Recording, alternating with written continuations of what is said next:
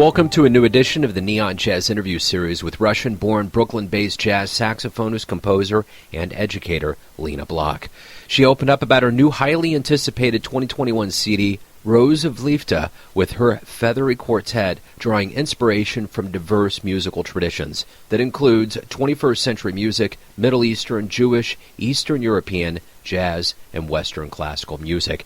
She has been based in New York since 2008, leading her own chamber groups, performing original music, and that's all happened since 1990. She has been based in New York since 2008, leading a variety of outfits. She's got a great story. Get to know her. Hey, thanks for taking a minute out today. I appreciate it. Oh, yeah, thank you for choosing me. I do appreciate it, too, yeah. Let's talk about your latest album with the Feathery Quartet. And, you know, we're still going through this pandemic and things are still kind of unclear. How does it feel to be able to have an album to put out to fans now? To me, it is not related to any pandemic because I was conceiving this set of tunes specifically quite a while ago, and we recorded it in 2019 with the help of my Kickstarter supporters because we needed the money, and fortunately I got support from all over the world and we were able to record it, and then it kind of froze because I was looking for a label to put us out. And first of all, I contacted my former label, Fresh Sound, but they were not ready because of, you know, they said, well, not now, you know, just get back to me later, okay? So, and I was thinking, I wasn't sure, you know, how it's going to be in the future because it is very hard to put an album, period, right? We all know that. Self-producing was not an option because the theme was too important to me. I needed it to be worldwide distributed. I needed it to be advertised worldwide. So I was just sitting on it and dreaming of that day when it will finally be out. And then, you know, then this happened.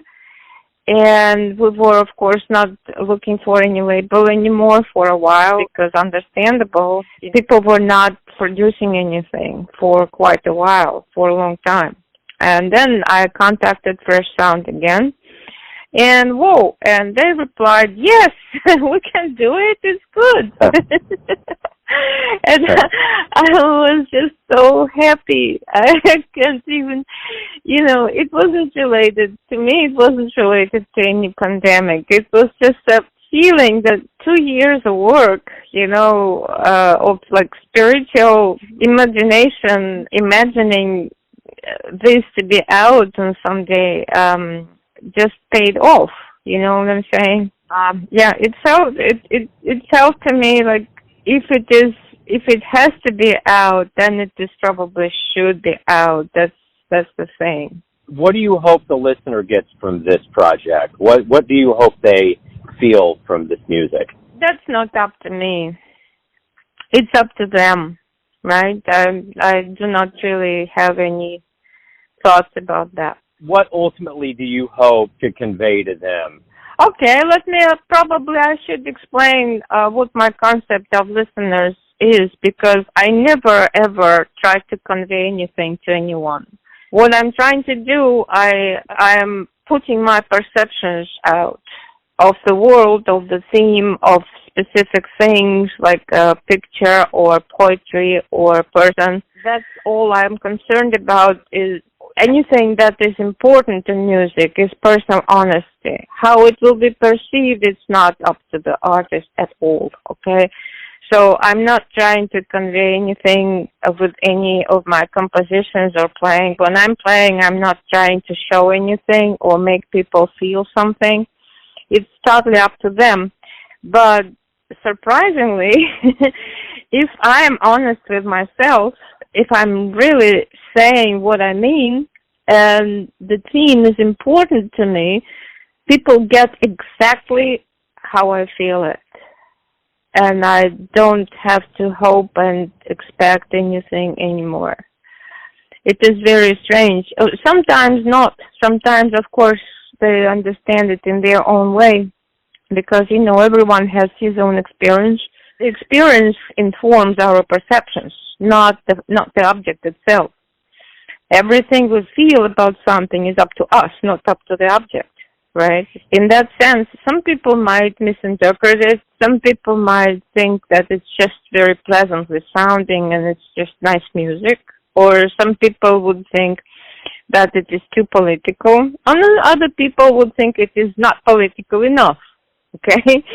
So the variety of perceptions is totally unpredictable. But like I said, up to now, everyone who got back to me really got the message for some reason. Let's go back to the beginnings of your life growing up in Russia. Talk to me a little bit about how you got interested in jazz and got interested in playing an instrument. My family was a jazz family, and jazz was practically the only music they were listening to. And as a baby, not just as a baby, but I guess as an unborn baby, I was listening to jazz every day. That was really great jazz, not just some popular stuff, but they were able to get records from France and, from black markets and things like that. So I knew jazz as long as I remember myself. I wasn't really attracted to it, honestly, because it was my parents' music. So as a kid, I was very rebellious. I didn't like anything my parents liked. But later on, it suddenly caught up, and because also my brother started playing. He was a pianist. He's a pianist and a composer. But he started to be interested in jazz and started to improvise, and I was listening to him. Coming from him, it was different than coming from my parents. So I was like, whoa, and what is it? Oh, and he says, it's bebop. And I was like, whoa, what is it? And then someone brought reel-to-reel tape of John Coltrane, My Love Supreme, and My Favorite Things.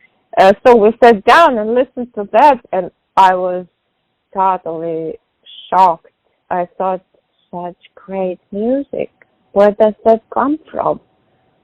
This is nothing like my parents listen. Oh, but this is, wow.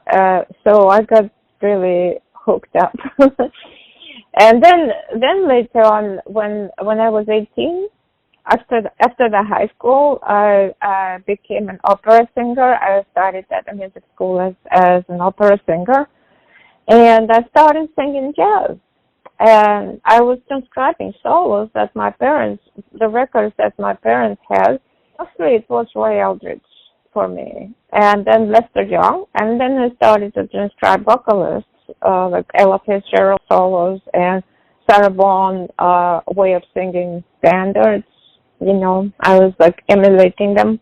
Billie Holiday was a big hero for me. I was especially in love with her singing. So, and I started singing jazz. And then, I went to Moscow School for Jazz Improvisation with vocals.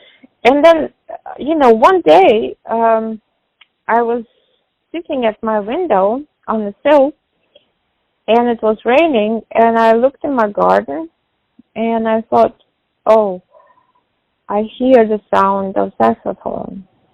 I need the saxophone.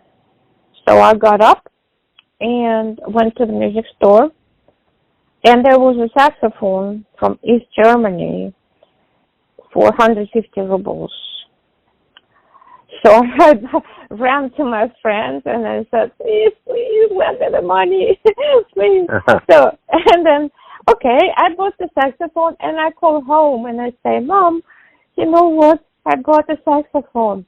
And she says, don't come back. She was totally terrified that I will be home playing this terrible, awful sounds as beginner, not knowing what to do. So yeah, that's how I started playing, but I had no teacher for a year or so. until I immigrated to Israel, and there was my first teacher I met over there. So what was the first live jazz show you ever saw, and what was that like? That I probably cannot answer, because in Russia we did not have jazz shows as such, right? We didn't have regular jazz concerts going on. What I do remember, I saw Duke Ellington's band, and I saw Benny Goodman's band. That was it. And later on, there were more people, but all these concerts happened in large, super large philharmonic halls. Yeah, interesting. So was it always a dream of yours to come to America, to come to New York? Oh, never, actually. I never dream of any places to go. Well, it just happened like that. So everything just happened. Also, my immigration to Israel was not foreseen, and then my, runaway to Europe was not foreseen. Then I did try to get to the United States because after I graduated from the Cologne Conservatory, which is a super high education, the highest possible, right? But so I didn't have anything else to do in Europe, so I thought, now I have to go to the United States to get my master's. So yeah, I did try to apply to various universities from there. So you've been at the music for quite a while now. What do you like the best about being a professional musician? I'm not sure, because I do not consider myself to be a professional musician. It's just the only thing I can do. So I'm simply doing what I feel like doing, and that's if that's professional for others, I'm glad. It's not a choice. Like I told you before, my playing or singing or jazz relationship is not my choice, in a sense. I wasn't thinking of it consciously. And then, so at this moment, there are few things I can do besides writing and playing. Teaching, for example, I love that. Writing literature, fiction, and poetry, and articles, and things like that. But my whole being is sound, so it doesn't feel to me like being a professional. The same thing, Lee Konitz, my teacher, she said the same thing. She said, each time I take up my instrument, I feel like a beginner. I know nothing. That's how I feel. If you come to Kansas City and you play a live show, but you have to write up some kind of notice as a way of getting fans to come to the show, whether it's on social media or in a local magazine, how would you describe one of your shows to get somebody to come see you live? That's an interesting question, because at this moment, that's exactly what I'm doing, because we will have CD release concerts, right, over here. So yes, and then I have to write a blurb to explain to people what we're doing and, tell them, interesting to check it out. And first of all, I would probably list the styles of music that we are inspired by, because a lot of people like all kinds of music, right? And so people who like classical might be interested, people who like jazz might be interested, then people who like Middle Eastern music might be interested, Jewish music. So I would definitely talk about all kinds of musical traditions that we are inspired by. And then I would probably also list a couple of jazz musicians who we are inspired by, like Paul Motian or Jimmy Jeffrey. Or for me, of course, I would say, talking about myself, I would say that I'm a Tristano school follower, that I studied with Lee Konitz for many years, and that I'm committed to real improvising. Our band is based on communication, musical communication and intuition, and it is very exciting to hear us play because it is super unpredictable. And it's just like watching play in the theater. So the characters moving around and, they talk to each other and something happens to these characters and so on. Everyone has an idea of who they think you are, a perception of you, your family, your friends, your fans, your students. But you wake up every day, you live your life. You have a perception of who you are. Who do you think you are? I do not. That's interesting. I don't have any perception. I worked on it for years. So now I don't have any preconceived perception of who I am because, as a psychologist, I have to say, we are not, there is nothing who we are because, first of all, we are multiple personalities in one. And each time we need to do something, the specific personality responsible for that rolls out. The perception of self, the concept of self is actually very limiting. It stops the person from denying it, so the growth is less possible when someone has a conception of who he is. He would say, oh, that's not who I am, and miss it. You know what I'm saying? I certainly do. So yeah, I do not have any conception of who I am. I have a perception of my body, like how I might look, but that's a different thing. Because Yeah, I agree. Hey, thank you for taking some time out today to talk about the new project, about your life and music. I appreciate it.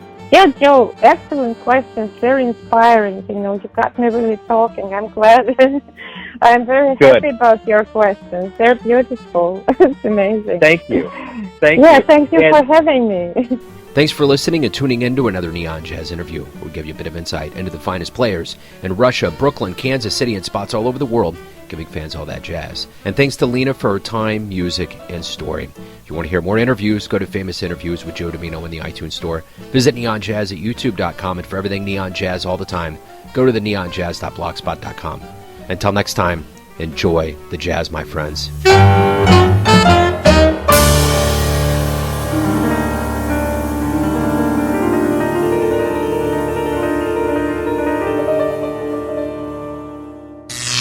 Neon Jazz.